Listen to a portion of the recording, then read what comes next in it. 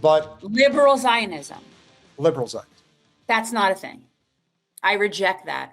Well, don't tell me that you reject that, Jen. I do. I reject that like I reject Jews for Jesus, or a round square. How about Buddhism? What? Senator from Reverend Moon. Oh. How about Scientology? Well, I don't. I'm not an organized religion reference in general, but no, I don't. Airplane. What stupid movie? Airplane. I don't remember that. What scene are you talking? Robert Stack is walking into the airport. In the very beginning. When they're all like trying to solicit him. Remember they used to have that? Oh, yeah. But you're talking about the Hare Krishnas. Yes. Okay. They're not the only ones, but there was like a bunch of them. Yeah. Yeah, they don't let them dress like that. You know that this is what happened with the Hare Krishnas, side note. So they stopped allowing religious solicitors to be at the airports. And so what they would do is the Hare Krishnas would stop dressing in their garb and they would just look like regular people. But they were still giving out their crap. Yeah, that's what happened. No, airplane is not stupid. You are correct. I was not sure he was right. Most of the time, he's referencing something like South Park or Ace Ventura or some other stupid shit that I've never seen. This is, in fact, something stupid that is quite good that I have seen. I can't hear Staying Alive without picturing, I can't. Surely you can't be serious. Yes, I'm serious. Don't call me Shirley. And listen, the very first time you see remember Leslie Nielsen was a classically trained stage actor, very serious actor. Yeah. And he gets cast in this movie. And the first time you see him is Julie Haggerty saying, "Excuse me, are you a doctor?" He's sitting there with the stethoscope in his ears. I'm like, oh my God. Like, you don't notice that maybe on first viewing, but then eventually, the exchange with Graves. How soon can you land? I can't say. You could tell me I'm a doctor. Well, no, I'm just not sure. Well, can't you take a guess? Well, at least not for another 2 hours.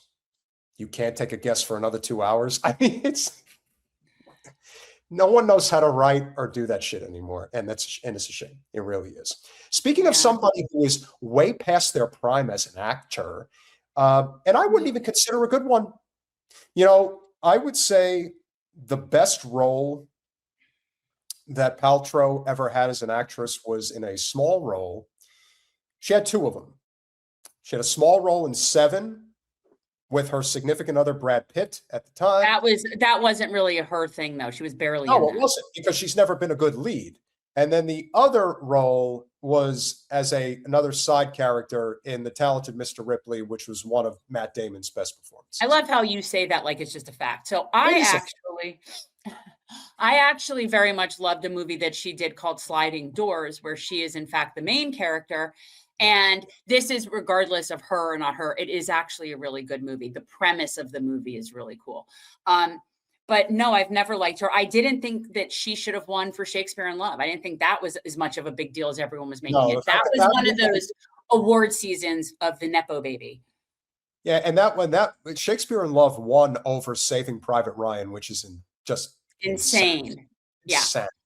And I liked Shakespeare in Love. It was okay, but it wasn't all of that what they were doing. Like when she won for that, I felt it was a little bit kind of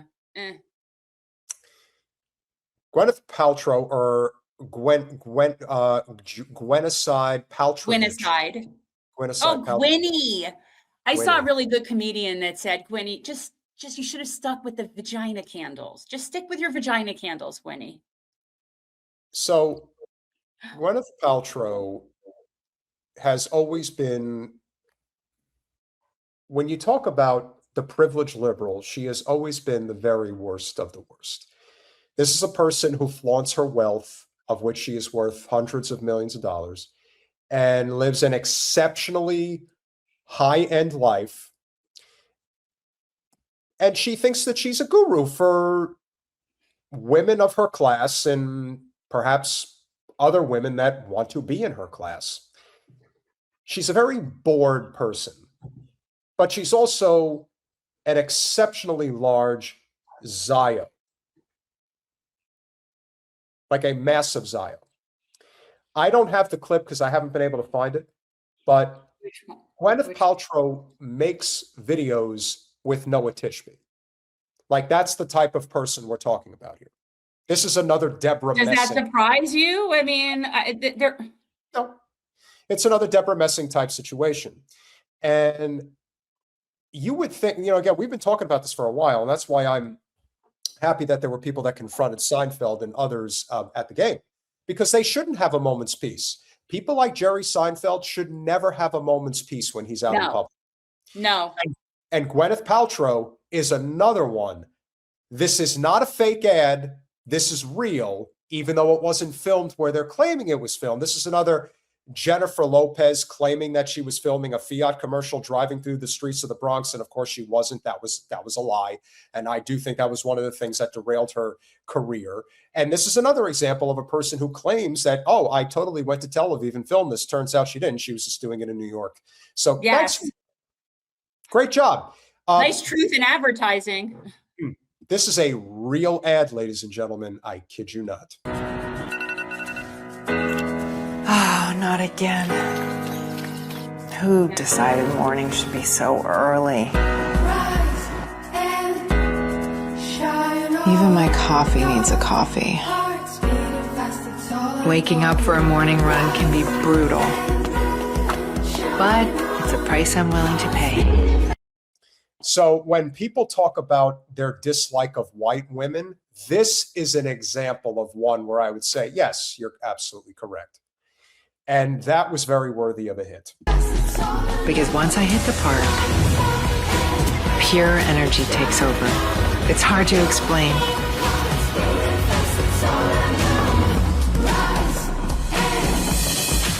There's a reason the world's most iconic buildings are by a park. 51 Park. New York? Herzliya. Israel. 51 פארק, שני מגדלי יוקרה בני 51 קומות, צמוד לפארק הרצליה. עכשיו בתנאי השקה, כוכבית 3566. Gwyneth, have you even been to Herzliya? Have you been? I've been to Herzliya.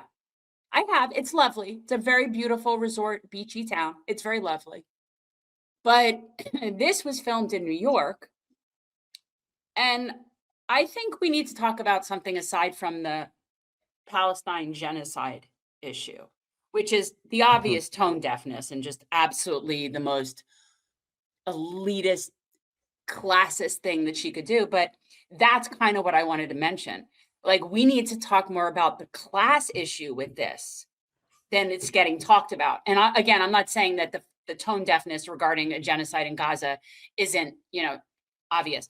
But the fact that, and Rachel and I were talking about this morning, the fact that she's like, oh, it's so hard for me to get up and go for a run. That kind of shit. That's the stuff. That's the stuff that people are going to start setting stuff on fire about. Because and again, it has nothing to do with that location. That condo could be anywhere. That ad could be for anything. I like the fact that she's doing it for a genocidal entity because now it's getting a lot of information and she's getting the shit that she deserves. But if it weren't for that entity, she wouldn't be getting as much shit. And she should be. Correct. Because this is some Paris Hilton sliving kind of bullshit in the middle of a genocide, Gwyneth. Because it is New York City. Fifthly, they didn't film it in Herzliya. And when I was watching that, and you're watching her jog over the bridge, and I've thought to myself, that looks like Central Park. And yet she's promoting a condo in Ziohel. So, Gwyneth, I hope that, and again, this is someone who is so wealthy and is so positioned in a good place that it really won't matter one way or the other. But she should never get a moment's peace in public. And nobody should ever go to see anything that she's involved with or support any of her ridiculous stuff. And by the way, Gwyneth, Goop is a stupid ass name for a product. Nobody wants, or a thing. That is stupid. I've always thought that was stupid. The name of her big company is Goop. Goop. Might as well call it, It's a Goop is like a lifestyle brand or whatever let's it just is. call it Guck while you're at it. So I'm just, highlight. and I always thought that was so stupid. And you would have to be such a pretentious cunt to name something Goop and know that it'll still be really successful. Well, she has that reputation. Oh, The starting price. she For a should go product. back to the vagina candles. That's what I was saying before. Fine. Maybe there's a market for vagina candles. Okay, that's great. Gwynny, go back to vagina candles. The starting price for a property in 51 Park in Tel Aviv, starting price, $10 million. In Tel That's Aviv, you said? That's the starting price. But she was talking, she said Herzliya. Well, wherever that, I thought it was Tel Aviv for some reason. She said it was Herzliya, which is what I said. That's what she said. Herzliya. Okay, so Herzliya, Israel. And she's never friggin' probably been there. Who knows? Yes, I know vagina candles are stupid. I'm just saying that suits her better than anything else. Stupid is as stupid does. $10 million to start is the type of property that she's selling, which again, when God. people talk about what an elitist Zionist she is, the one thing we know, the one thing we've all experienced together as we've covered this over the last 2.5 years, they are elitist, they are classist, and they don't hide it. They're very proud of their prominence. Like they thrive on it. That's why so many of them, including Howard fucking Lutnick, showed up at Madison Square Garden for the NBA. I thought we agreed we were going to call him Nutlick. Was I wrong on that? Yeah, well, Nutlick showed up just like, hey, why didn't lucky Larry Silverstein just go for the full Monty and show up? They all should have been there. This is unfortunately what we're dealing with. And when they say you're making it into a Jew problem, no, they're making it into a Jew problem because it's the only way they can survive. They cannot survive unless they marry Judaism and Zionism into one, because Zionism on its own is kind of dead in its tracks in many ways. Travers, may I recommend a headlamp for you? Or potentially, hey, I've got one that's like a neck thing that comes around so you could have handless lighting. Yeah. I'm gonna go with most women don't necessarily want a candle around their lady parts. I'm just gonna throw that out there. And I'm sure there's some that's their ish. You know, I saw people in the chat mentioning the fact that Paltrow looks German. And yes, she does have, I believe she's got German extraction. But speaking of Germany, it is one of those countries that, like parts of Canada, different parts that are considered the West, you are seeing exactly why this is such a big problem. But also because there is a deliberate code of silence amongst the elites to not talk about this, to not address it. And this is an example of what needs to be done in order for people to see exactly the depths of the depravity of this ideology, of which Gwyneth Paltrow proudly represents.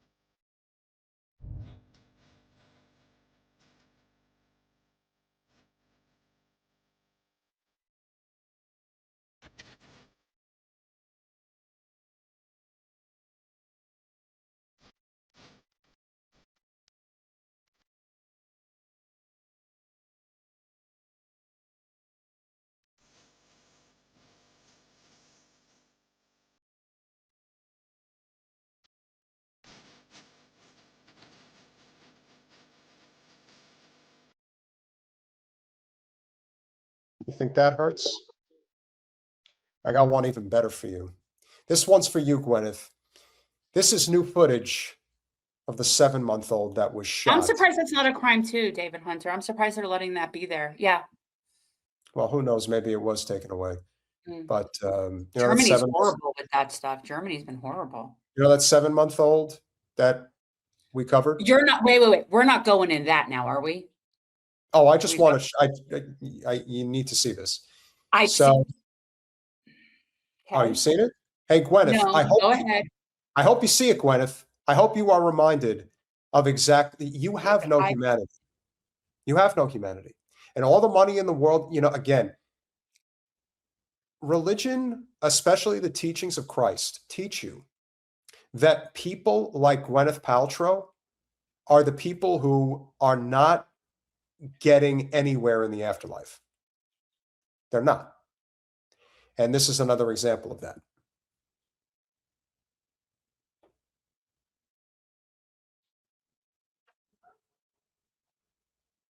There is no audio.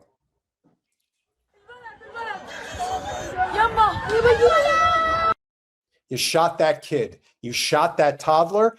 And we're living in a country where they think that this is defensible. If this happened one time with any other country, this would be an international incident that would never not be not talked about. And yet, this has happened tens of thousands of fucking times. Tens of thousands of times. This is wait. But this is West Bank, right? Mm-hmm. People Hamas. understand that. I thought Hamas was there.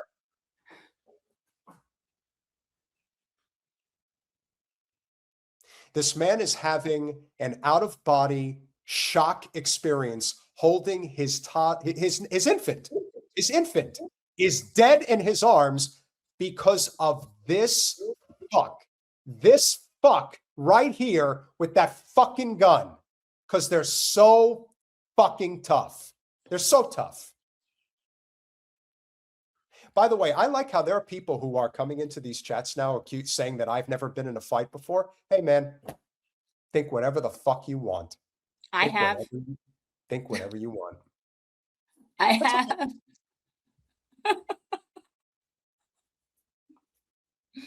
That's a murderer. That is a person who should be hung in the public square.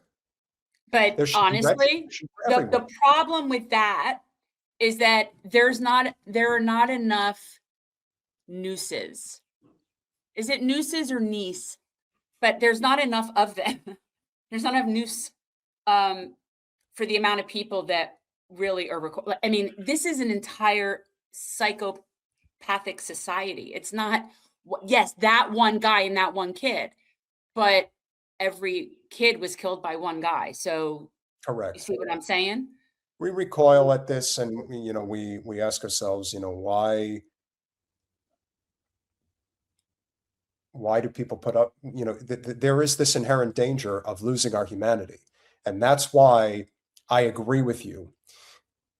The problem is that while Paltrow represents the Marie Antoinette class, the Israel connection is what is driving people to say, we're going to Marie Antoinette you if we ever catch you in public. That's the difference. If this wasn't about Israel and just about elitism in life, too many people are way too caught up still in this idea that they're going to succeed at capitalism. But because Israel has provided that lightning rod where people are actually becoming revolutionary minded, is why when you think about the things that will transpire as we go forward, that ad of Paltrow will be reflective of the justice that must come for people like that innocent child and everyone else that we continue to cover.